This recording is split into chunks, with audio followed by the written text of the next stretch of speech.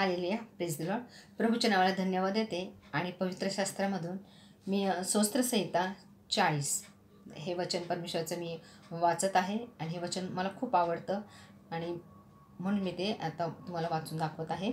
सुटकेबद्दल उपकार स्तुती. स्तोत्रसंहिता 40. मी धीर धरून परमेश्वराची वाट पाहिली, तेव्हा त्याने माझ्याकडून वळून माझा धावा ऐकला. नाशाच्या खाचीतून, दलदलीच्या चिखलातून त्याने मला वर काढले. माझे पाय खडकावर ठेविले आणि माझी पावले स्थिर केले. त्याने माझ्या मुखात नवे गीत आमच्या देवाचे स्तोत्र घातले. आणि खरोखर या सुंदरशा वचनाबद्दल मी प्रभूच्या नावाला धन्यवाद देते की खरोखर आपण परमेश्वराचा धावा करतो आणि परमेश्वर आपला लगेच धावा ऐकतो. आपण परमेश्वराकडे प्रार्थना करतो आणि परमेश्वर आपली प्रार्थना लगेचच तो ऐकतो.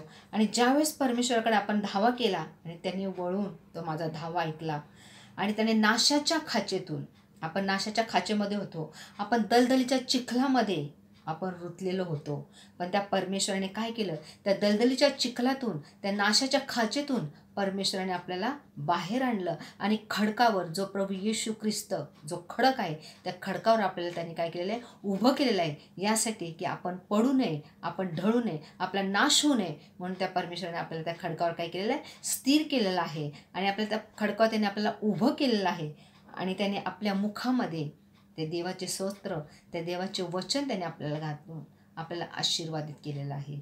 आपल्या मुखामध्ये त्याने त्याचे सुंदरचे वचन टाकलेले आहेत आणि त्याने आपल्याला आशीर्वादित केलेलं आहे. आणि म्हणून मी प्रभूच्या नावाला ह्या सुंदरशा वचनाबद्दल धन्यवाद देते की प्रभूचं वचन हे सत्य आहे. आमेन.